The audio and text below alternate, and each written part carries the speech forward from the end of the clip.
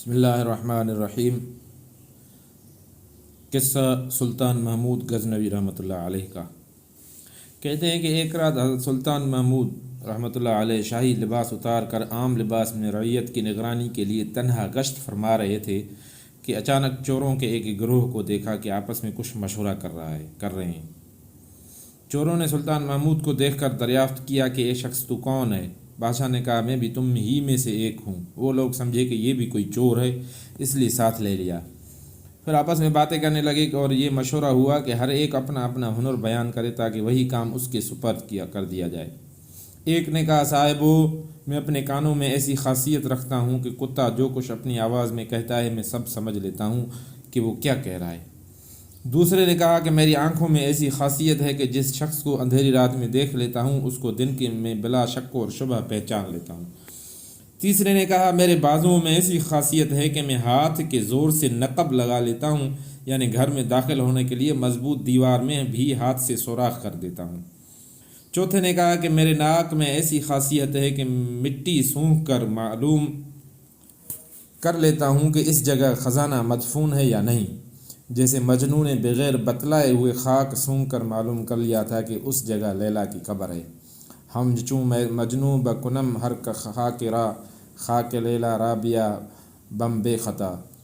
پانچویں شخص نے کہا کہ میرے پنجے میں ایسی قوت ہے کہ محل خواہ کتنا ہی بلند ہو لیکن میں اپنے پنجے کے زور سے کمند کو اس محل کے کنگرا سے مضبوط کر لگا دیتا ہوں اور اس طرح مکان میں آسانی سے داخل ہو جاتا ہوں۔ پھر سب نے مل کر بادشاہ سے دریافت کیا کہ یہ شخص تیرے اندر کیا ہنر ہے جس سے چوری کرنے میں مدد مل سکے؟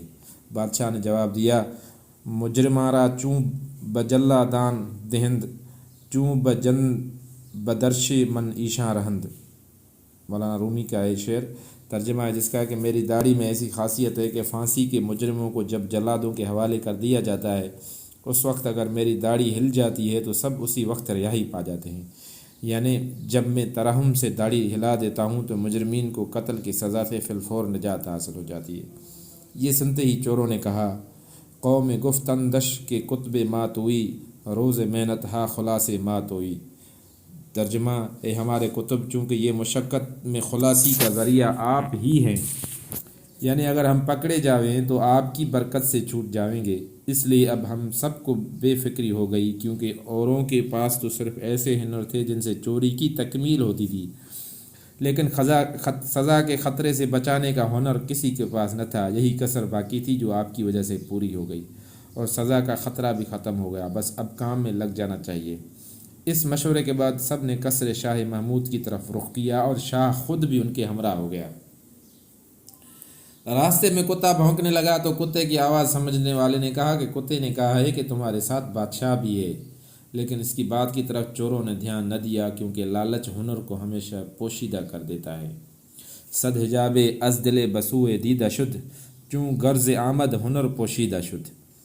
ایک نے خاک سونگھی اور بتا دیا کہ شاہی خزانہ یہاں ہے، ایک نے کمند پھینکی اور شاہی محل میں داخل ہو گیا۔ نقب زن نے نقب لگا دی اور آپس میں خزانہ تقسیم کر لیا اور جلدی ہر ایک نے مال مسروق پوشیدہ لے لیا۔ بادشاہ نے ہر ایک کا حلیہ پہچان لیا اور ہر ایک کی قیام گاہ کے راستوں کو محفوظ کر لیا اور اپنے کو ان سے مخفی کر کے محل شاہی کی طرف واپس ہو گیا۔ بادشاہ نے دن کی عدالت میں شب کا تمام ماجرا بیان کر کے سپاہیوں کو حکم دیا کہ سب کو گرفتار کر لو اور سزائے قتل سنا دو۔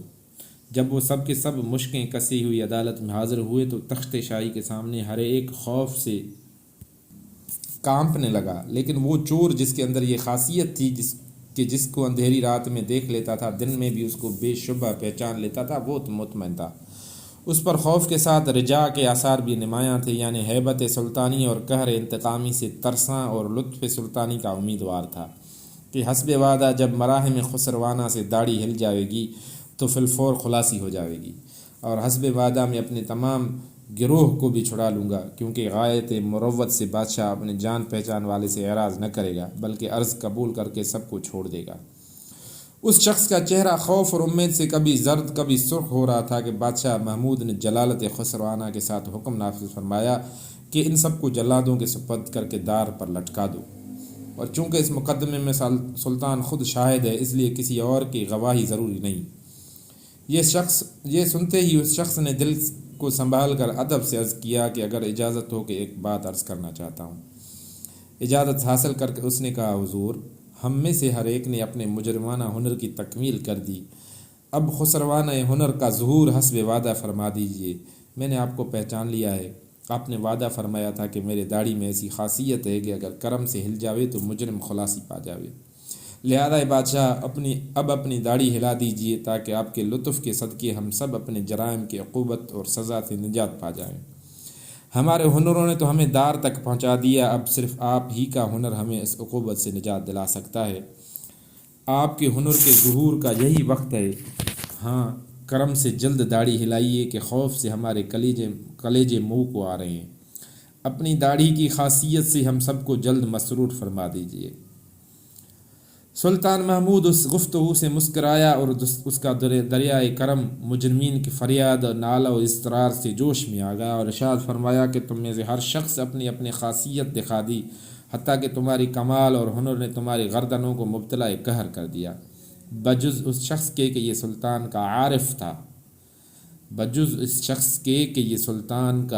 تھا اور اس کی نظر نے رات کی ظلمت میں ہمیں دیکھ لیا تھا اور ہمیں پہچان لیا تھا۔ پس اس شخص کی اس نگاہ سلطان شناس کے صدقے میں تم سب کو رہا کرتا ہوں۔ مجھے اس پہچاننے والے کی آنکھ سے شرم آتی ہے کہ میں اپنے داڑھی کا ہنر ظاہر نہ کروں۔ یہ تھی حکایت۔ اب اس کے فائدے اور حکایت سے اسباق کیا ہیں، وہ حکیم محمد عارف باللہ حضرت اقدس مولانا شاہ حکیم محمد اقدس صاحب فرماتے ہیں کہ اس حکایت میں عبرت اور نصیحت ہے کہ جس وقت تم جرائم کا ارتکاب کرتے ہو، شہنشاہ حقیقی تمہارے ساتھ ہوتا ہے اور تمہارے کرتوتوں سے باخبر ہوتا ہے۔ وَهُوَ مَعَكُمْ أَيْنَمَا كُنْتُمْ، جس کا ترجمہ ہے اور سلطان حقیقی تمہارے ساتھ ہے جہاں کہیں بھی تم ہو۔ بندہ جب کسی نافرمانی کا ارتکاب کرتا ہے تو گویا خزانہ حدود الہیہ میں خیانت کرتا ہے۔ اللہ کے حقوق کی خیانت ہو یا بندوں کے حقوق کی، یہ سب اللہ کے خزانے کی چوریاں ہیں۔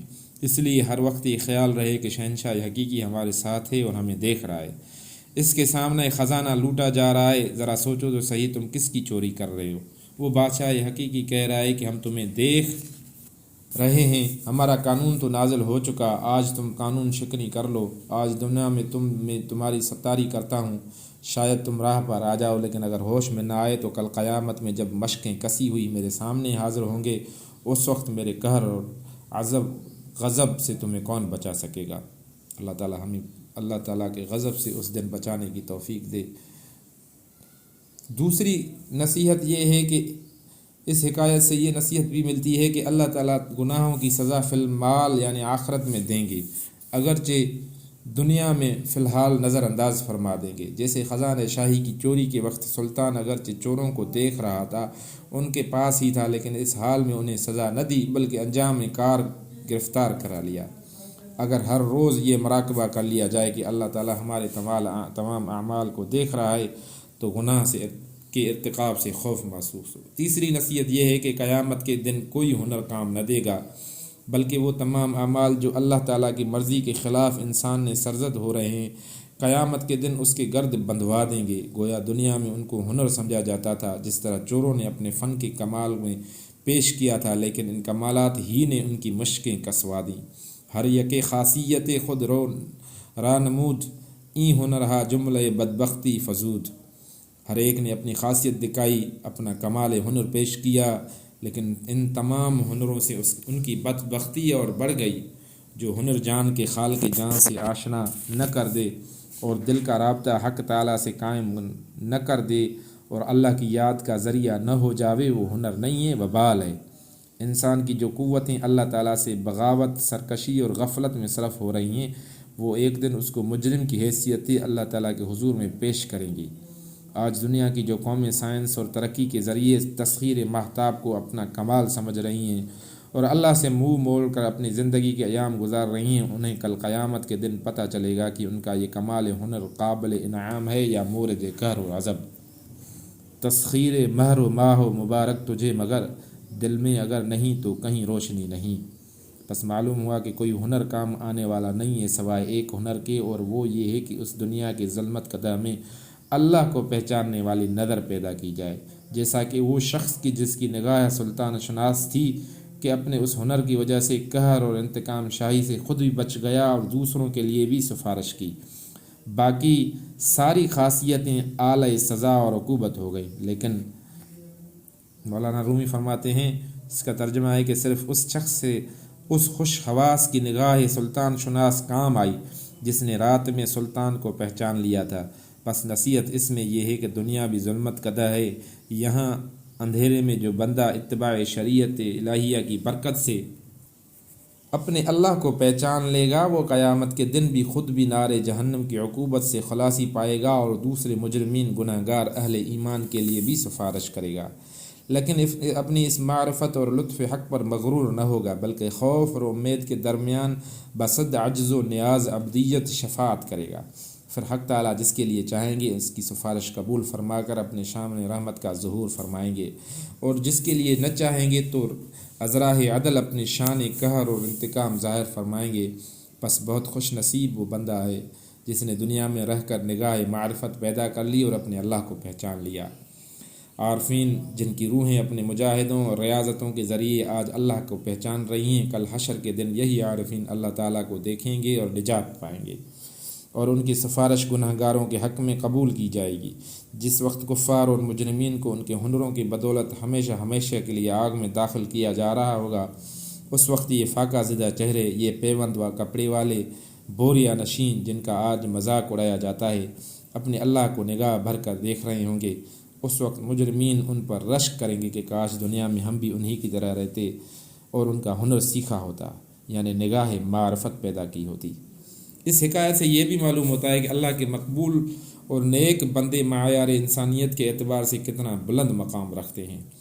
افسوس کہ آج جو قوم انہی چوروں کی طرح اپنی دنیاوی زندگی کے چند روزہ بہار کے وسائل اور ذرائع کو ہنر سمجھتی ہے اور مادی ترقی کو اصل ترقی سمجھتی ہے، اور انسانیت سے گری ہوئی تہذیب کو مثلا کھڑے ہو کر پیشاب کرنے کو اور کاغذ سے پاخانہ کا مقام صاف کر کے ٹب میں بیٹھ کر غسل کرنے کو، اور اس طرح پاخانہ کے مقام سے ملوثہ گندا پانی منہ کان اور آنکھ میں داخل کرنے کو انسانیت کے معراج قرار دیتی ہے، کیا کہ ایسی قوم کو تہذیب یافتہ اور ترقی یافتہ کہا جا سکتا ہے؟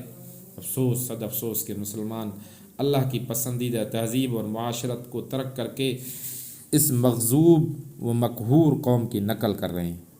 دعا ہے کہ اے اللہ ہم پر کسی ایسے حکمران کو متعین فرما جو تیرے پاکیزہ قانون کو نافذ کرے، آمین، اور بے پردہ پھرنے والی عورتوں کو، بے نمازیوں کو، شراب پینے والوں کو سزائیں دے، اور جبراً اور قہراً ایسے دستور نافذ ہوں کہ یہ شراب خانے، سینما وغیرہ وغیرہ سب مقفل کر دیے جائیں۔ اللہ تعالی ہمیں عمل کرنے کی توفیق عطا فرمائے۔ اللہ تعالی ہمیں اپنی پہچان معرفت نصیب فرمائے، یہاں پر بھی اور قیامت میں بھی، اور اللہ تعالی ہمیں سبق حاصل کرنے کی توفیق عطا فرمائے۔ دوستو، اس طرح کے اور مضامین اور حکایات جو اسباق سے بھری ہوئی ہوں اور اللہ تعالیٰ کی معرفت کے لیے حکایات کہی گئی ہوں، ان کو سننے کے لیے اس چینل کو سبسکرائب کریں، شیئر کریں، اللہ تعالیٰ کے ثواب کی نیت سے، اور اس چینل کو سنتے رہیں۔ جزاک اللہ۔